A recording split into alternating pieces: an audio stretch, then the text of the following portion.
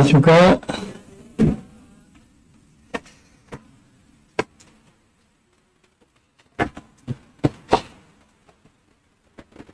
오늘은 히브리서 9장 23절로 28절입니다.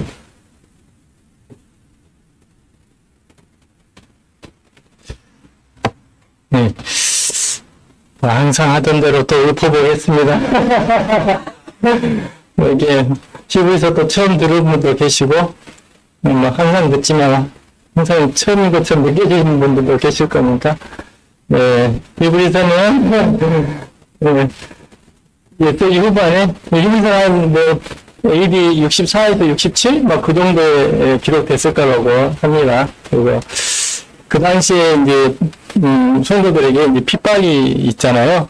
그래서 이제 유대인 성도들에게 너무 많이 핍박이 있어서 그 유대인 성도들이 자신들이 믿는 바에 대해서 이제 흔들리는, 그래서 다시 유대교로 돌아가려 하는 사람들도 있고 세상으로 돌아가는 분들도 계셔서 그분들에게 이제 편지를 띄워서 우리가 믿는 예수 그리스도가 어떤 분이신지, 얼마나 위대하고 우월한 분이신지에 대해서 이제 알려줘서 그들의 믿음을 경고케 하고 그들을 위로하기 위해서 띄어진 편지가 히브리서입니다. 그래서 1장부터 2장까지에서는 이제 선지자보다 뛰어나신 예수 그리스도, 그다음에 천사보다 뛰어나신 그리스도, 예수 그리스도에 대해서 이렇게 이야기를 하십니다. 그리고 이제 3장부터 4장까지에서는 3장부터는 3장 처음을 이렇게 시작해요. 우리가 믿는 도리의 사도시며 대제사장이신 예수 그리스도를 깊이 생각해라. 예수를 깊이 생각해라. 이렇게 시작을 합니다. 그리고 2장 끝에 부분에서 천사보다 뛰어나신 예수 그리스도에 대해서 말씀하시면서 첫 번째는 그분이 지위가 뛰어나시다. 그 다음에 두 번째로는 그분이 이 땅에 오셔서 행하신 일이 뛰어나시다. 이렇게 이야기를 했어요. 그래서 우리 주님께서 이 땅에 오셔서 행하신 일, 그 두 가지가 뭐냐면 사도직이고 대제사장직이라는 것입니다. 그래서 이제 3장부터 이제 10장 중반까지 이 두 가지 사실에 대해서 쭉 이제 이야기를 하시는 겁니다. 그래서 이제 3장부터 4장까지에서는 사도직의 원함에 대해서 이야기를 하십니다. 이스라엘에서 가장 위대한 사도인 모세를 예로 들어서 우리 주님은 그 모세보다도 뛰어나신 분이시다라고 3장과 4장에서 이제 이야기를 하십니다. 이제 5장부터는 대제사장이신 예수 그리스도에 대해서 이제 이야기를 하십니다. 그래서 5장 첫 부분에서 대제사장의 자격 요건 세 가지를 이야기하고 우리 주님께서는 이 자격 요건을 다 충족하신 분이시다라고 구약 성경과 복음서를 인용해서 이제 풀어주십니다. 그리고 이제 멜기세덱을 통해서 내가 너희들에게 우리 주님의 대제사장직에서 설명하고 싶은데 너희들이 너무 영적으로 성장하지 못했다. 그래서 참 말하기 어렵다. 이렇게 말씀하시고, 그런데 이렇게 성장하지 못한 두 가지 이유가 있다. 첫 번째는 너희의 영적 게으름. 두 번째는 구원받지 못했기 때문일 수도 있다. 라고 이제 5장부터 6장까지 이렇게 이야기를 하십니다. 그리고 이제 7장부터 본격적으로 멜기세덱을 이야기하셔서 주님의 대제사장직을 이제 이야기를 하십니다. 그래서 7장 이제 전반부에서 멜기세덱이 이 레위계통의 제사장들과 무엇이 다른지에 대해서 이야기하시고, 중반부에서는 이 멜기세덱의 대제사장직이 이 레위계통의 제사장보다 더 뛰어난 이유 네 가지에 대해서 이제 이야기를 하십니다. 그리고 이제 후반부에서는 이제 7장 거기 보시면은 이제 마지막 후반부는 그 멜기세덱에서 이제 우리 주님으로 이야기를 이렇게 변의 주제를 바꿔가는, 관점을 바꿔가는 부분이거든요. 그래서 우리에게 멜기세덱과 같은 대제사장이 필요하다. 레위계통의 대제사장이 아니라 멜기세덱과 같은 그 계통을 따르는 대제사장이 우리에게는 필요하다. 근데 그분이 바로 우리 주 예수 그리스도다라고 이렇게 이야기를 하십니다.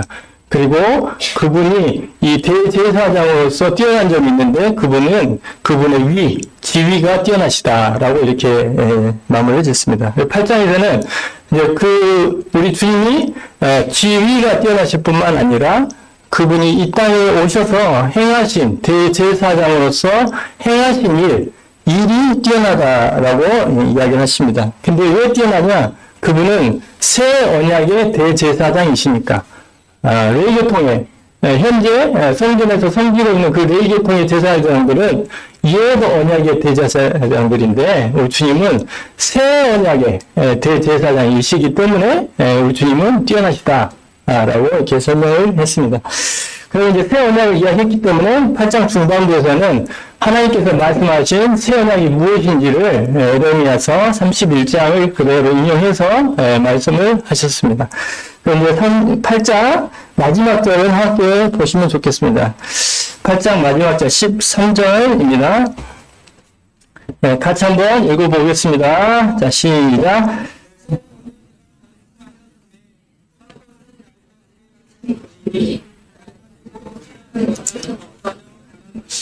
네. 이 말씀에는 하나님께서 이렇게 새 언약이다 이렇게 선포를 하셨다는 것은 그 옛 언약, 율법은 이 새하고 폐해지는 것들이라는 의미를 내포하고 있다는 것입니다. 그래서 이제 9장에서는 이 율법과 함께 폐해져야 되는 것들, 폐해진 것들이 무엇인지에 대해서 9장에서 이야기를 하십니다. 또한 새 언약과 함께 세워진 것이 또 무엇인지에 대해서 9장에서는 이야기를 하십니다. 그래서 이제 9장은 크게 두 부분으로 나눌 수가 있는 것이죠. 1절부터 10절까지는 이 폐기된 옛 언약의 제사가 무엇인지에 대해서 이야기를 하십니다. 그리고 11절로 마지막 28절까지는 이 새 언약의 제사가 그 무엇인지, 새로 세워진 새 언약의 제사가 무엇인지에 대해서 이야기를 하십니다. 그래서 1절부터 10절까지가 이제 폐기된 옛 언약에 대한 설명인데요. 1절, 5절은 옛 성소의 구조와 그 안에 있던 이 기물들에 대해서 이야기를 했습니다. 근데 그 성소의 모습을 묘사한 것이 대속죄일의 상황이라고 말씀을 드렸습니다. 왜냐하면 금향로가 성소 안에 있어야 되는데 성소 안에 있지 않고 지성소 안에 있는 것으로 말하고 있기 때문에 그랬습니다.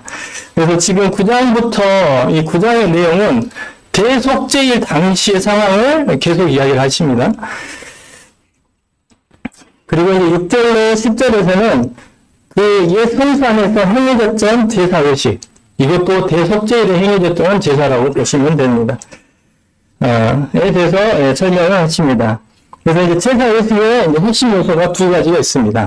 첫 번째는 제물의 피고, 두 번째는 대제사장입니다. 제물의 피는 죄인이 하나님께 나아갈 수 있도록 하는 매개체가 되는 것이고, 대제사장은 그 제물의 피를 가지고 하나님께 나아가서 백성들을 위한 중보의 역할을 하는 사람입니다. 그리고 하나님 앞에 제사를 드리려고 한다면 피가 있어야 되고 대제사장이 있어야 됩니다.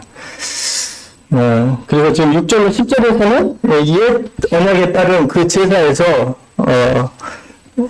제사를 이야기하시면서 피와 대제사장을 언급하십니다. 그러면 9장 6절로 7절을 같이 한번 또 읽어보겠습니다. 자, 시작.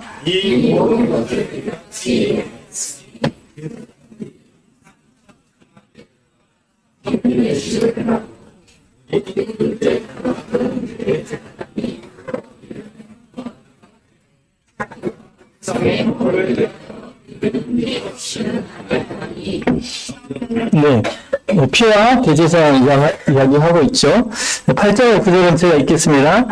성령이 이로써 보이신 것은 첫 장막, 첫 장막은 성소를 이야기합니다. 첫 장막이 서 있을 동안에는 성소에서 지성소를 의미합니다. 성소에 들어가는 길이 아직 나타나지 아니한 것이라. 표준 세번역은 이렇게 이야기하고 있습니다. 이것은 첫째 칸 장막이 서 있는 동안에는 아직 지성소로 들어가는 길이 드러나지 않았음을 성령께서 보여주시는 것입니다. 9절, 이 장막, 성막입니다. 이 장막은 현재까지의 비유니 위에 따라 드리는 예물과 제사는 섬기는 자를 그 양심상 온전하게 할 수 없나니. 지금 1절부터 10절까지가 옛 성소, 옛 언약, 옛 성소에 관한 말씀인데 히브리서 기자는 이 대속죄로 행해졌던 이 제사 예식을 통해서 이 하나님께 나아가는 정도에 따라 사람마다 다 차이가 있었다는 것입니다. 일반 백성들은 지성소에 절대 들어갈 수가 없습니다. 그렇죠? 그 다음에 성소까지 들어갈 수 있는 그룹이 있습니다. 성소까지 들어가서 그룹 전에 레이지파 사람들 있잖아요. 레이지파 사람들은 성막에서 섬기는 일을 했습니다. 하지만 레이지파 사람들이라고 해서 성소 안에 다 들어갈 수는 없죠. 제사장 지파인 아론의 자손들만이 성소에 들어갈 기회가 있었습니다. 요세푸스의 기록에 의하면 예수님 당시에 약 2만 명 이상의 제사장들이 있었다고 합니다. 그 제사장들을 24단차, 24그룹으로 이렇게 나누었죠. 그래서 24그룹으로 나누어서 해마다, 이제 선별을 하는 겁니다. 제1그룹에서 제사장들을 뽑아서 일주일간 이 성전에서 봉사하게 합니다. 근데 그 뽑힌 그룹에서 다시 2명을 뽑아서 이 성소, 지성소가 아닌 성소에서 제사 예식을 행하는 일을 할 수 있도록 합니다. 그러면 약 2만 명 이상의 제사장들을 24그룹으로 나누면 한 그룹에 약 900명 정도 됩니다. 수치상으로 900명 중에서 몇 명을 뽑는 거예요. 몇 명을 뽑아서 그 중에 다시 2명을 뽑습니다. 2명을 뽑아서 그 2명이 성소 안에 들어올 수가 있는 거예요. 그럼 나머지 제사장들은 밖에서 범제단이 있는 그 뜰에서 봉사를 하는 것입니다. 그러면 경쟁률로 치자면 900명 중에서 2명이 되는 거예요. 그러면 약 450대 1의 경쟁률을 뚫어야지만이 이 성소와 지성소도 아니고 이 성소 안에 한번 들어가 볼 수가 있는 것입니다. 24단차이기 때문에 각 단차에 1년에 2번의 기회가 있습니다. 그러면 제사장 지파라 할지라도, 아론의 자손이 제사장 지파라 할지라도, 이 성소에 평생 한 번도 들어와 보지도 못하는 사람들이 무지기수인 것입니다. 성소에 한 번이라도 와서 봉사를 했다는 것은 엄청난 기회이고 특권이었던 것입니다. 제사장도 이 성소에 들어오기도 이렇게 어렵습니다. 그런데 지성소는 또 어떻습니까? 지성소는 아론의 지파 중에서 한 명을 뽑습니다. 한 명을 뽑아서 대제사장이 되는데 그의 임기는 평생이에요. 그래서 그가 살아있을 동안에는 대제사장이 다시 없어요. 그 사람만 지성소에 들어갈 수가 있습니다. 그런데 대제사장, 그렇게 어렵게 대제사장이 됐다 할지라도 그 대제사장이 마음대로 지성소에 아무 때나 들어갈 수 있는 게 또 아니잖아요. 1년에 하루, 7월 10일 대속죄일 날 지성소에 들어갈 수가 있습니다. 그것도 3번 정도 들어갔다고 합니다. 근데 3번 들어갔는데 그것도 자기 마음대로 들어가냐? 또 그것도 아니에요. 규례를 따라서 정해진 규칙대로 들어가야 됩니다. 처음에 들어갈 때는 하얀 세마포를 입고 금향로를 들고 고운 향가를 들고 가서 향을 피우고 나와서 다시 자신과 자신 가족들을 위한 숙성아지의 피를 가지고 들어가고 다시 나와서 이제 백성들을 위한 염소의 피를 가지고 다시 들어가요. 이렇게 3번 들어갑니다. 이 히브리서 기자가 이렇게 대속죄일에 이러한 광경을 설명하고 있는 이유가 이처럼 이 이스라엘 백성이라 할지라도 지성소에 들어갈 기회가 없다는 거예요. 레이지파가 되는, 그러면 좀 더 가능성이 높은 레이지파라 할지라도 또 지성소에 들어갈 수 있는 가능성이 없다는 거예요.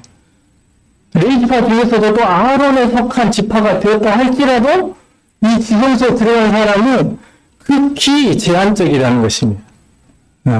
이에 정하게 특징이 그렇다는 거예요. 그러면 이게 무엇을 의미하냐면, 이 하나님께서, 이 성령께서 이 말씀을 통해서 교훈하시는 내용이 뭐냐면, 너희가 이 옛 언약을 통해서 하나님 앞에 나오라고 말씀하신 게 아니라는 것입니다. 옛 언약을 통해서 하시는 말씀은, 성령이 교훈하시는 바는 뭐냐면, 여기서도 그렇게 이야기 나오죠. 성령께서 교훈하시는 바는 죄인이 하나님께 나올 수 없다는 거예요. 이 옛 언약을 가지고는 나올 수가 없다고 말씀하고 계시다는 것입니다. 즉, 율법 행위를 통해서 어느 정도까지는 하나님께 나올 수 있는데, 하나님 근처까지는 나올 수 있지만, 온전한 양심을 가지고 담대하게, 언제나, 하나님 앞에 나올 수 있는 그러한 평안을, 옛 언약을 통해서는 얻을 수 없다는 것입니다. 그래서 이러한 율법은, 하나님께서 이런 율법을 주신 이유는 그리스도를 통해서 양심이 깨끗해지고 하늘 성소에 자유롭게 들어갈 수 있는 이 새 언약이 성취될 때까지 그때까지만 일시적으로 사람들에게 부과된 것이다. 주어진 것이다라고 이야기를 하고 있습니다. 11절로 28절 새 언약의 제사를 이제 이야기하는 부분입니다.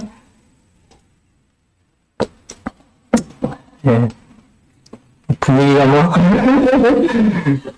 좀 정리가 되시는지 모르겠습니다. 11절로 28절은 이제 새 언약의 제사에 대해서 이야기를 하십니다. 옛 언약처럼 새 언약의 제사에서도 필수적인 요소 두 가지가 있다고 이야기를 합니다. 첫 번째가 뭐였습니까? 피. 두 번째가 대제사장. 옛 언약에서는 제물, 동물의 피였습니다. 그 제사장은 레위기통의 제사장이었습니다. 근데 새 언약에서의 제물의 피가 뭐냐면 바로 우리 주님의 피입니다. 그리고 대제사장도 우리 주 예수 그리스도가 대제사장이 되십니다. 그리고 우리 주님은 이 제물의 피도 되시지만 그 제물을 가지고 하나님 앞에 나아가는 중보자 역할을 하는 대제사장도 되십니다. 그래서 히브리서 기관칙은 옛 언약 제사와 이 새 언약 제사의 두 가지 핵심적인 요소, 피와 대제사장직을 이렇게 비교를 해서 새 언약이 옛 언약보다 우월하다라는 것을 설명하고자 합니다. 11절 14절에서는 그리스도의 피, 희생제물 되시는 그리스도의 피에 대해서 이야기를 하고 있습니다. 14절 말씀 같이 읽어보겠습니다. 9장 14절입니다. 자, 시작.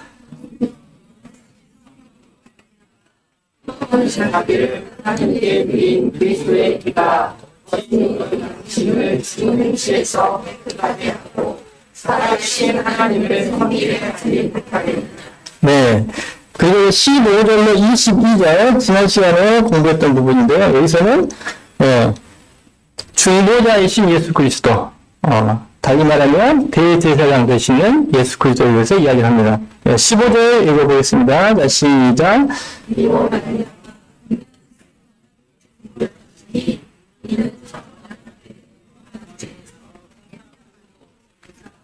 누구심을 입은 자고 영원한 기업의 약속을 하려 하십니다. 네. 이렇게 지금 옛 언약과 새 언약을 피와 대제사장직을 통해서 이렇게 비교하는 게 보이시죠? 그리고 오늘 공부할 부분이 23절로 28절인데 이 부분은 하늘 성소에 들어가셨다가 죄와 상관없이 자기를 바라는 자들에게 다시 나타나실 예수 그리스도에 대해서 이야기를 하십니다. 이 내용은 우리 주님의 구속 사역이 최종적이고 완전함을 말씀하시기 위해서 지어진 부분입니다.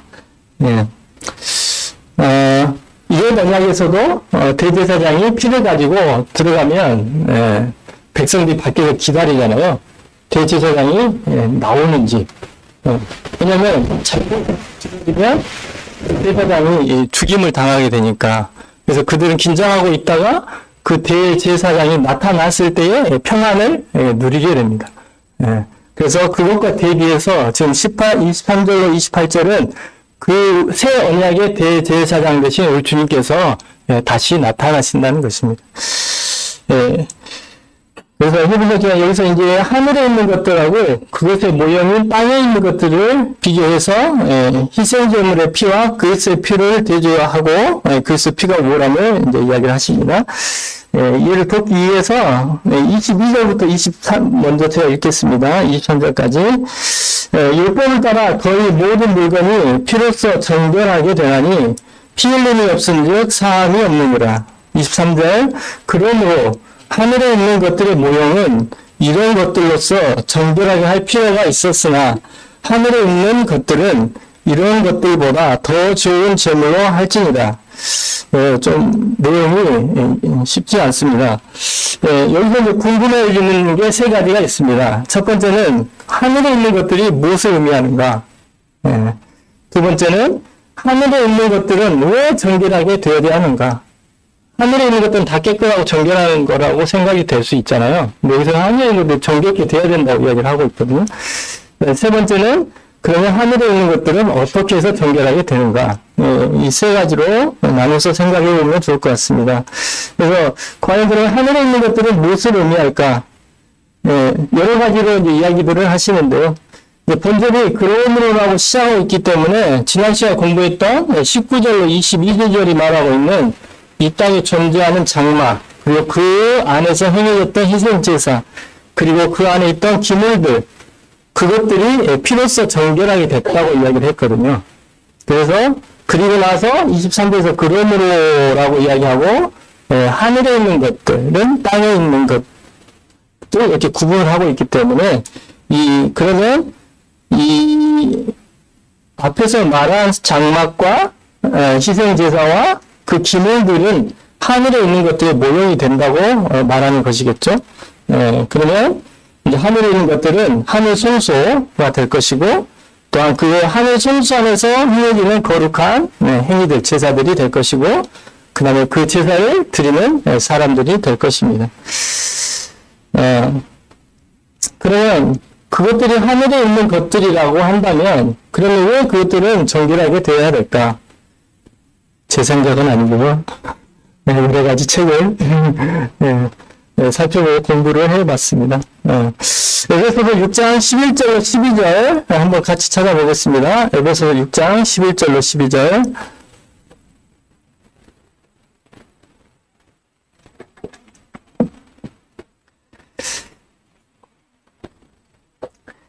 네, 읽겠습니다.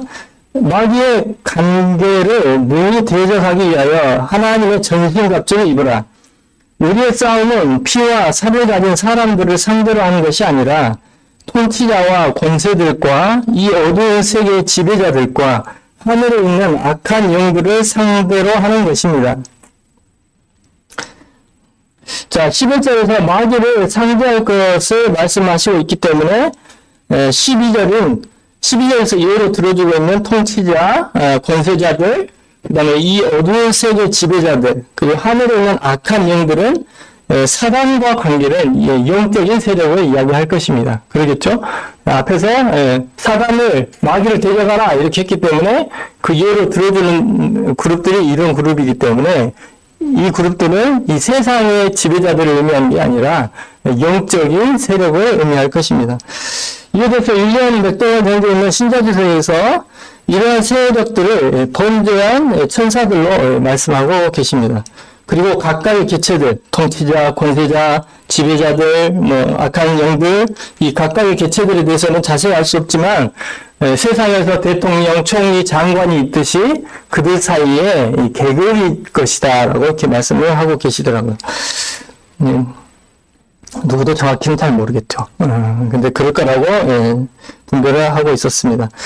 또한 성경학자들은 이 하늘에 있는 악한 영들에서 이 하늘의 의미가 뭘까 이렇게 고민하고 공부한 분들이 이렇게 이야기를 하고 있습니다. 이 하늘은 그의 뜻이 매우 넓으며 하늘이란 그 뜻이 매우 넓으며 단순히 땅과 대조되는 의미로 사용된다. 우리의 축복도 그곳에 있으며 그리스도께서도 그곳에 계시며 구원받은 자들도 신분적으로 그곳에 있으며 지금 우리가 알게 되듯이 여기서 지금 우리가 알게 되듯이 이 말은 지금 방금 이건 에베소서 6장 11절로 12절을 통해서 우리가 알게 되듯이 이 말입니다. 우리가 알게 되듯이 대적이 악의 참 공격을 지휘하는 것도 바로 그것이다. 전략이 뛰어난 악한 영들이 하나님의 자녀를 대항하여 포진해 있다. 이 하늘에 있는, 우리가 하늘 하면은 하늘은 거룩한 천사들, 거룩한 하나님, 예수님만 있을 거라고 저희들이 이렇게 생각을 하잖아요. 그런데 성경학자들은 이 에베소서 6장 11절, 12절 말씀을 통해서 악한 영들도, 악한 세력들도 하늘에 있다는 것입니다. 물론, 같이 존재해, 이렇게, 어떻게 있는지 모르죠. 어느 부분에 어떻게 사는지 잘 모르지만, 그렇게 분별이 된다는 것입니다.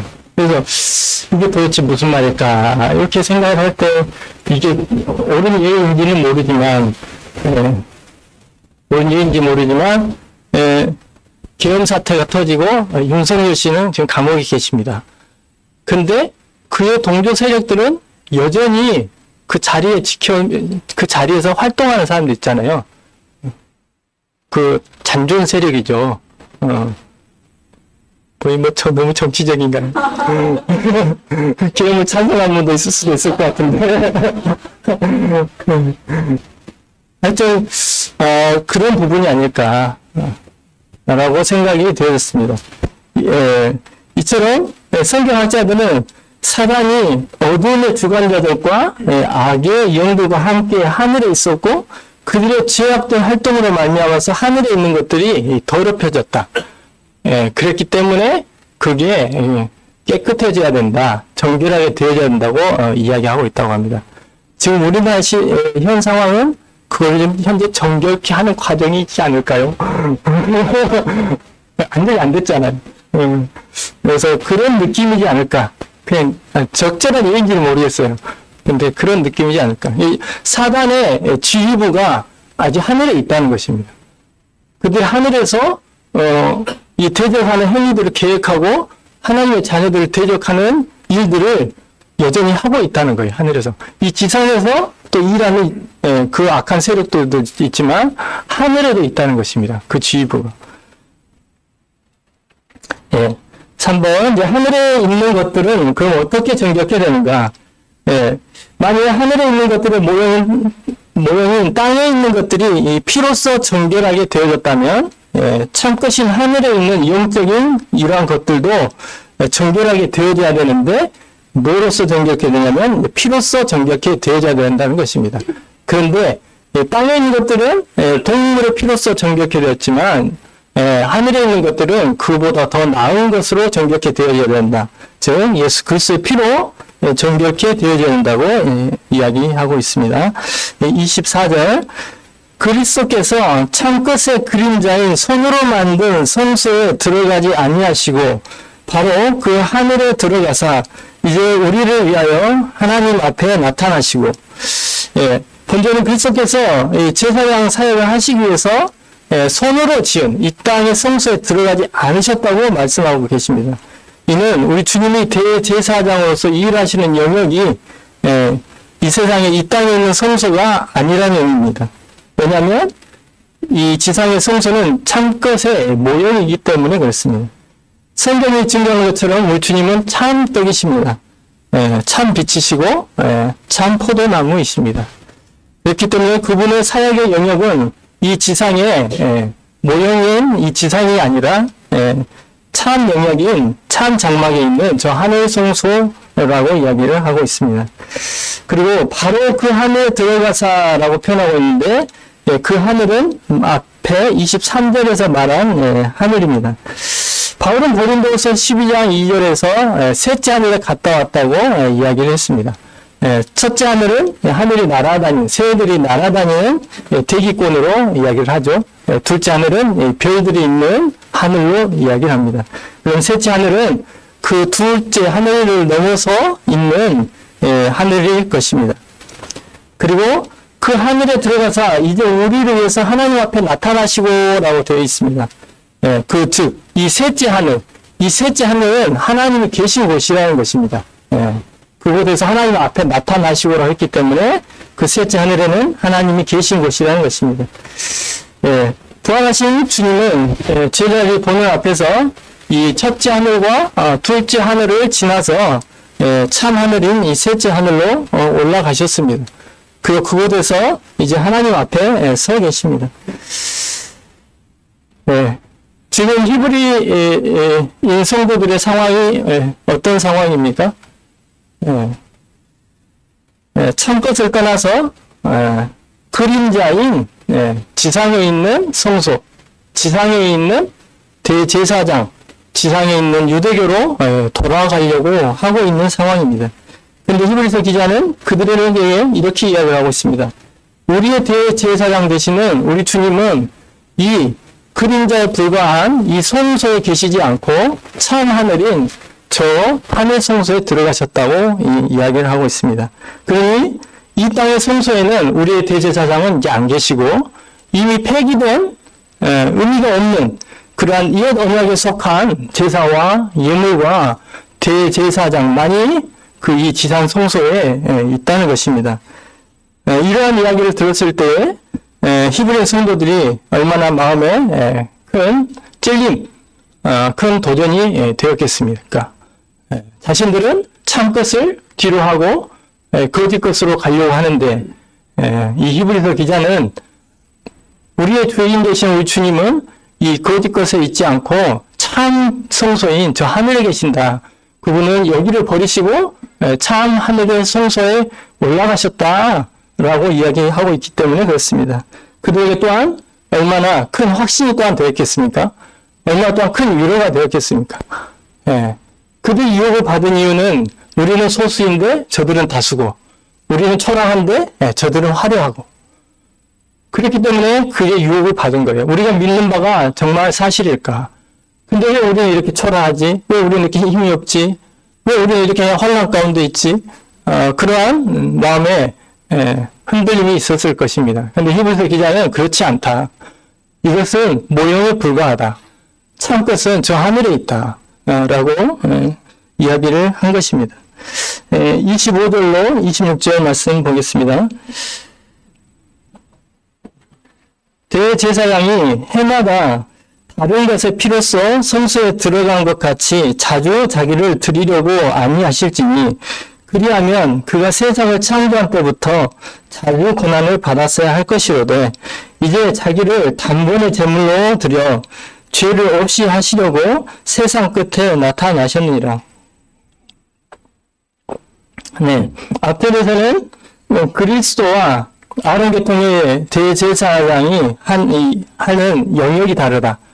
사역의 영역이 다르다고 이야기했고, 방금 읽은 25절로 26절에서는 우리 주님은 이 성소에 단번이 영원히 들어가셨다는 점에서 레위계통의 제사장들의 그 사역과 그 하는 일과는 다르다고 지금 이야기를 하고 있습니다.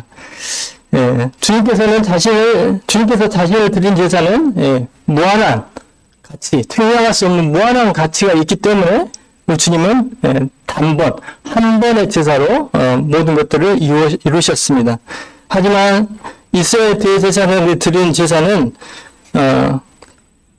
그러한 능력이 없기 때문에 해마다, 여기 해마다라고 하는 이유도 대속죄일을 계속 이야기하고 있기 때문에 해마다라고 이야기하는 것입니다. 다른 속죄 제사는 계속 들어줬죠. 하지만 여기서 해마다로 표현하는 계속 대속죄일을 전제로 하고 있기 때문에 그렇습니다. 이 표현을 달리 말하면 이스라엘 대제사장들이 대속죄일 제사를 해년마다 계속 했다는 것은 결국은 그들이 드리는 제사가 그만한 가치가 없다는 것을 이야기한다, 반증한다라고 지금 히브리서 기자는 이야기를 하고 있습니다. 그러한 제사가 정말 능력 있는 제사, 무한한 가치의 제사라고 한다면 단번에 끝내야죠. 근데 단번에 안 되고 해년마다 계속 그걸 반복하잖아요. 그것은 그 예외 언약을 통해서 드려지는 그 제사가 인간의 죄를 영원히 속할 능력이 없음을 반증하고 있다는 것입니다. 그리고 성경학자는 26절에 세상 끝에라는 표현을 이렇게 이야기하더라고요. 본래의 의미를 충분하고 분명하게 드러내지 못하고 있다라고 이렇게 이야기를 하더라고요. 그래서 세상 끝에 임하셨다. 이렇게 세상 끝에 나타나셨느니라 이렇게 했는데 이 세상 끝에 하는 표현이 이 히브리서 기자가 말하고자 하는 말을 잘 표현하지 못하고 있다 이런 거예요. 어렵죠. 그래서 세상 끝에가 뭘까 고민이 되잖아요. 그래서 다른 번역본에 보면 이 세상 끝에를 시대의 완성시에 또는 역사의 절정에라고 표현한 성경도 있습니다. 그래도 잘 이해가 되지를 않습니다. 그리스도께서 이 죄를 없이하시기 위해서 이 땅에 오신 사건은 인류 역사에 의해 이 역사에 있어서 최절정의 순간이었다는 것입니다. 예. 최절정의 순간이었대요. 즉, 성경이 기록된 목적도, 이때를 바라보고 있는 것입니다. 성경에 기록된 수많은 예언들도 바로 이때를 바라보고 있는 것입니다. 클라이막스예요. 최절정. 그 최절정의 시기에 우리 주님께서 나타나신 것입니다. 신학자들은 종종 이 갈보리를 두 영원한 시간이 만나는 장소였다라고 표현한다고 합니다. 두 영원. 예수님 오시기 전도 영원한 시간이잖아요. 예수님 오신 후로도 영원한 시간이죠. 그래서 이 두 영원한 시간이 만나는 장소가 갈보리다라고 이야기를 합니다. 이러한 사실을 A.B. 브루스라는 분은 이렇게 표현했더라고요. 그대로 읽어드리겠습니다. 그리스도는 시간을 두 부분으로 나눈다. 그분은 세계 역사의 중심 인물로 나타나 아담의 후손된 전 인류를 향해 두 날개를 펼치셨다. 하나는 그분이 오시기 전 이전의 시대를 향해, 다른 하나는 그 이후 시대를 향해 두 치료하는 날개를 펼치셨다. 지나간 시대와 미래 시대가 여기 그분의 십자가에서 만난다. 뭐 좋은 말 같긴 한데 잘 감이 안 오시죠. 이게 세상 끝에 무슨 특별한 뭐 의미가 있나 어렵습니다. 그래서 성도들 각자가 지금 이 나의 생에 있어서 내 전생애를 이 두로 나누는 이 획기적인 사건이 무엇일까 한번 생각해 보실까요? 나의 생애는 무엇을 기점으로 해서 나뉘어지는가? 뭐 생각들을 많이 하고 계시죠? 뭐 결혼이 될 수도 있겠죠. 근데 뭐 구원받은 날 이런 답은 원치 않습니다. 그건 너무 뻔한 답이기 때문에 구원받은 날을 제외하고 결혼이 될 수도 있겠죠. 내 생애는 이 결혼 전과 후로 나뉜다. 결혼 전의 행복, 결혼 후가 뭐 불행한 행복 이러면 안 되는데 하여튼 이렇게 나뉜다. 이렇게 나눌 수도 있을 것입니다. 또한 뭐 청년들 같은 경우는 아직 결혼 안 했으니까 대학을 입학한다든지 뭐 군대를 제대했다든지 뭐 취업을 했다든지 획기적인 사건들이 다 있을 것입니다. 그것이 무엇이든지 간에 자신에게 있어서 그 사건은 굉장히 중요하고 중요한 그러한 순간이고 사건이었을 것입니다. 그래서 저도 생각을 해봤습니다.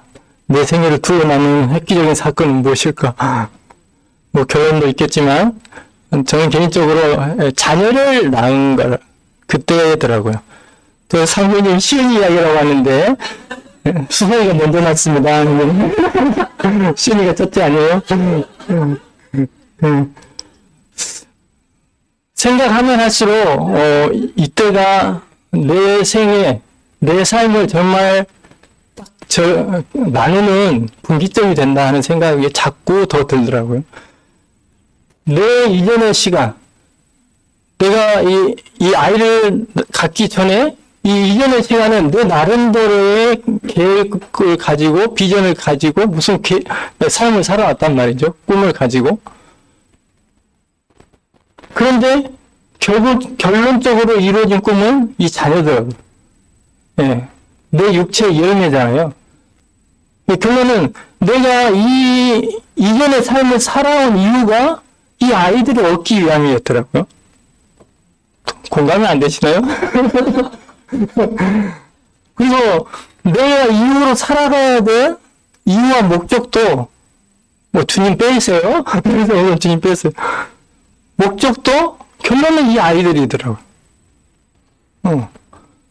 그래서 내 삶을 정말 이렇게 나누는 것은 이 아이들이구나 하는 생각을 하게 되었습니다. 그런데 만약에 어떤 사건에 의해서 어떤 사고에 의해서 내가 이 아이들을 잃어버렸다라고 한다면 내가 자녀를 예를 들어 잃어버렸어요. 그러면 내 생애를 둘러 나누는 분기점이 어디가 될까? 자녀를 얻은 시기일까요? 자녀를 잃어버린 시기가 될까요? TV에서 자녀를 잃어버린 세월호 사건이나 이런 걸 보면은 그분들의 삶이 이 자녀를 잃은 후로 완전히 망가지고 달라졌다고 하거든요. 지금은 자녀를 얻은 이 순간이 제 인생에서 분기점이 되는데 제가 이 자녀를 잃어버렸다고 한다면 이 자녀를 잃어버린 순간이 제 삶의 분기점이 되겠더라고요. 그러면 이 하나님에게 있어서 그 분기점은 어디일까요?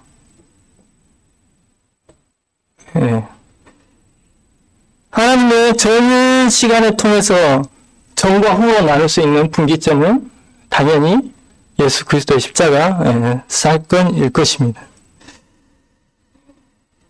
마태복음 26장 39절에서 주님께서 이러한 강구를 올리셨습니다. 조금 나아가 얼굴을 땅에 대시고 엎드려 기도하여 이르시되 내 아버지여 만일 할만하시거든 이 잔을 내게서 지나가게 하옵소서. 그러나 나의 원대로 마옵소서. 아버지의 원대로 하옵소서 하시고. 다른 번역본에서는 뭐 이런 식으로 표현했다고. 하나님 아버지는 모든 걸 다 하실 수 있잖아요. 가능하시면 이 잔을 지나가게 해주세요. 라고 이렇게 표현을 했더라고요. 하나님 아들의 이러한 기도를 들으시고도 왜 그 시점을 옮기지 못했을까요? 창세기 6장 13절에서 하나님이 노아에게 이르시되 모든 혈육 있는 자의 포악함이 땅에 가득함으로 그를 끝날이 내 앞에 이르렀으니 내가 그들을 땅과 함께 멸하리라. 노아 때에 사람들의 죄악이 온 땅에 가득해서 하나님이 더 이상 참으실 수 없는 심판을 더 이상 미룰 수 없는 상황이 되었다는 것입니다. 그런데 우리 주님이 이 오시기 전에 이 세상의 상황도 이와 같다는 것입니다. 사람들의 죄악이 이 세상에 가득해서 하나님이 더 이상 참으실 수 없는, 인내하실 수 없는 상황이 된 거예요. 심판을 더 이상 뒤로 물을 수 없는 상황이 된 것입니다. 그래서 주님께서 할만하시거든 이 잔을 내게서 지나가게 하옵소서라고 이 시기를 미뤄달라고 아예 없애달라는 말씀은 아니셨을 것입니다. 그런데도 하나님께서는 그 청을 들어주실 수가 없었습니다. 왜냐하면 지금 당장 사람들은 심판을 받아야 될 그러한 상황이 되었기 때문에 그렇습니다. 하나님께서 이 시기를 미루신다면 하나님의 공의가 이 모든 사람들을 다 멸망케 하였을 것입니다.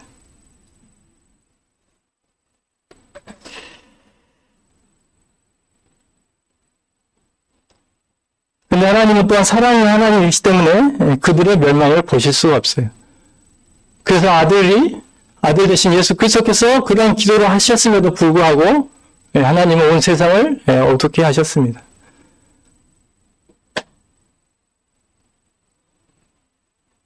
주님은 겟세마네에서 고민하고 슬퍼하셨습니다. 하나님도 그 결정의 순간에 얼마나 고민하고 슬퍼하셨을까 하는 생각을 하게 됩니다. 성경에 봤을 때는 그냥 하나님께서 당하게 안 돼라고 말씀하신 것처럼 보이지만 하나님도 주님 못지않게 무척 고민하고 슬퍼하셨을 것 같습니다. 그런데 히브리 성도들이 이 십자가를 지금 뒤로 하고 세상의 성소와 그곳에 드려지는 제사, 제물, 제사장들을 지금 바라보고 있는 것입니다.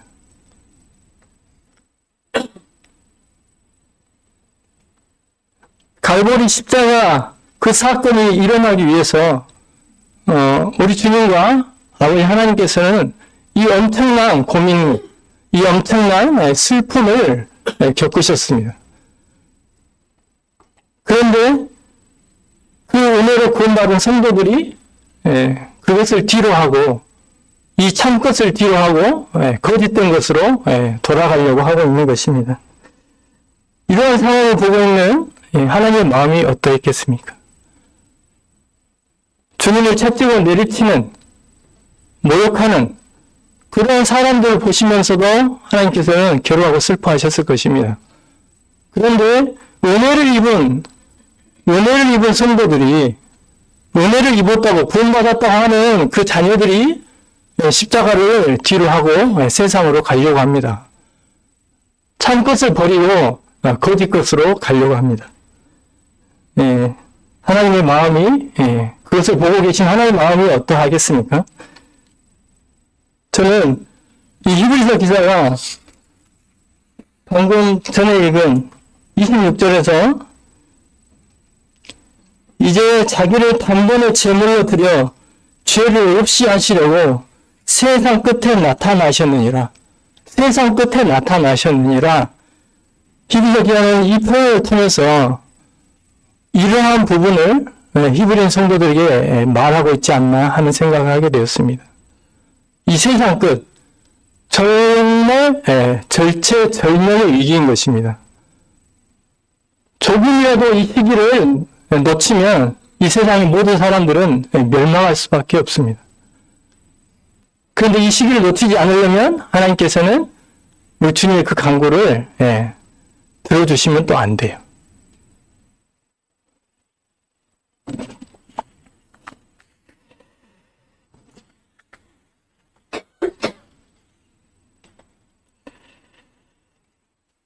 지금 동일한 은혜를 받은 저희들은 어떠한 마음을 가지고 어떠한 생각을 가지고 또한 무엇을 바라보며 살고 있는가 생각하게 되었습니다. 나는 지금 무엇을 생각하고 살고 있나? 나는 지금 무엇을 바라보고 있나?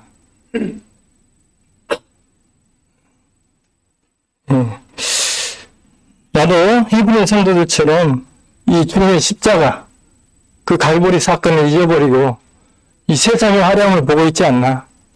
이 세상이 전부인 것처럼 이 세상만을 생각하고 살고 있지 않나? 하는 생각을 하게 됐고, 이런 나의 모습을 보시는 우리 주님과 하나님의 마음은 얼마나 슬프실까? 하는 생각을 해보고 했습니다. 27절, 28절. 네. 같이 한번 읽겠습니다. 준비, 시작. 한번 죽는 것은 사람에게 정하신 것이요 심판이 있으리니 이와 같이 그리스도도 많은 사람의 죄를 감당하시고 단번에 계시가 되셨고 때문에 유대하기 위하여 죄와 상관없이 자기를 바라는 자들에게 얻어내 나타나시라. 네, 28절을 공동 번역에서는 이렇게 표현했습니다. 그리스도께서도 단 한 번 당신 자신을 제물로 바치셨습니다. 그러나 많은 사람의 죄를 없애주셨고 다시 나타나실 때에 인간의 죄 때문에 다시 희생 제물이 되시는 일이 없이 당신을 갈망하고 있는 사람들에게 구원을 가져다 주실 것입니다. 네, 27절과 28절은 우리 주님께서 이루신 구속 사역이 최종적이고 완전함을 증명하고 있습니다. 사람들을 그들의 죄로 말미암아서 한 번 죽게 됩니다. 죽음은 죄로 말미암아서 육체적인 죽음에 왔기 때문에 그렇습니다. 사람이 한 번 태어나서 한 번 죽는 것은 정해진 이치며 하나님의 섭리입니다. 따라서 이 죽음은 사람의 힘으로는 어찌할 수 없는 것이고, 그래서 사람들의 생각에는 이것이 끝이다라고 생각을 합니다. 하지만 성경은 모든 사람들은 죽었다가 다시 부활한다고 이야기를 하고 있습니다. 즉 육체의 죽음은 완전한 최후가 아니라는 것입니다. 도리어 부활 후에는 하나님의 영원한 심판이 있기 때문에 이 육체의 죽음은 완전한 최후, 마지막, 끝이라는 이미지보다 더 심각한 의미를 가지고 있습니다. 심판이라는. 그리스도께서도 앞에서 언급한 이 죽음의 원리를 따라서 많은 사람의 죄를 담당하시려고 죽으셨습니다. 근데 여기서 모든 사람의 죄라고 하지 않고 많은 사람의 죄라고 표현을 하고 있습니다. 왜냐하면 속죄와 대속이 다르기 때문에 그렇습니다. 속죄는 주님께서 모든 사람들의 죄를 위해서 돌아가신 것이 속죄입니다. 대속은 그 예수 그리스도의 속죄 사역을 믿는 사람들이 누리게 되는 은혜가 대속입니다. 주님은 모든 사람들을 위해서 죽으셨지만 무조건 모든 사람들이 다 그러한 은혜를 누릴 수 있게 되는 것은 아닙니다. 이 그리스도의 사역을 믿는 자들의 죄는 그리스도께서 감당해 주시지만 이 예수 그리스도의 그 십자가 사역을 믿지 않는 자들은 자신들이 죽음 후에 그 죄의 값을 감당해야 됩니다. 그렇기 때문에 본절에서 모든 사람들의 죄를 하지 않고 많은 사람들의 죄를 위해서라고 말씀하고 있습니다. 히브리서 기자는 9장을 구원에 이르게 하기 위하여 죄와 상관없이 자기를 발안한 자들에게 두 번째 나타나시리라라고 마무리를 하고 있습니다. 이 부분은 구약 성경의 대속죄일의 대제사장이 속죄제를 드리기 위해서 지성소에 들어간 일과 관련이 있다고 말씀을 드렸습니다. 대제사장이 제물의 피를 가지고 지성소에 들어가서 그 사역을 마치고 나오기를 백성들은 밖에서 간절히 기다렸습니다. 그리고 그 대제사장이 무사히 나왔을 때 백성들은 기뻐하고 평안을 누렸습니다. 왜냐하면 하나님께서 그 제사를 받으시고 자신들의 죄를 속죄해 주셨다고 믿었기 때문에 그렇습니다. 자, 우리의 대제사장인 이신 그리스도께서도 십자가의 구속 사역을 통해 백성들의 죄를 완전히 제거하시고 하늘 성소에 들어가셔서 지금 하나님 앞에서 중보의 일을 하고 계십니다. 24절 말씀처럼. 그러나 그 주님께서 다시 나타나신다고 말씀하고 있습니다. 여기서 나타나다에 해당하는 헬라어 단어가 호라마이인데 눈에 보이게 나타나다라는 의미라고 합니다. 그래서 이 방금 읽은 28절의 말씀을 공중재림으로 분별한 분들도 계십니다. 그리고 지상재림으로 또 분별한 분도 계십니다. 근데 제가 공부한 이 책에서는 이분은 이 나타나다는 단어가 이 눈에 보이게 나타나다는 의미를 포함하고 있기 때문에 지금 방금 저희들이 공부한 이 부분에서 이 나타나다라는 단어가 3번 나왔습니다. 처음에 초림 때 나타난 거 와서 십자가에 달리신 사건, 그 다음에 지금 하나님 앞에 나타나셨다라고 표현한 부분, 그리고 이 부분 이 세 부분, 근데 세 개의 언어가 다 다릅니다.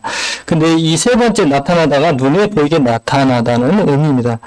그래서 공중재림이 아니라 지상재림일 거라고 분별을 합니다.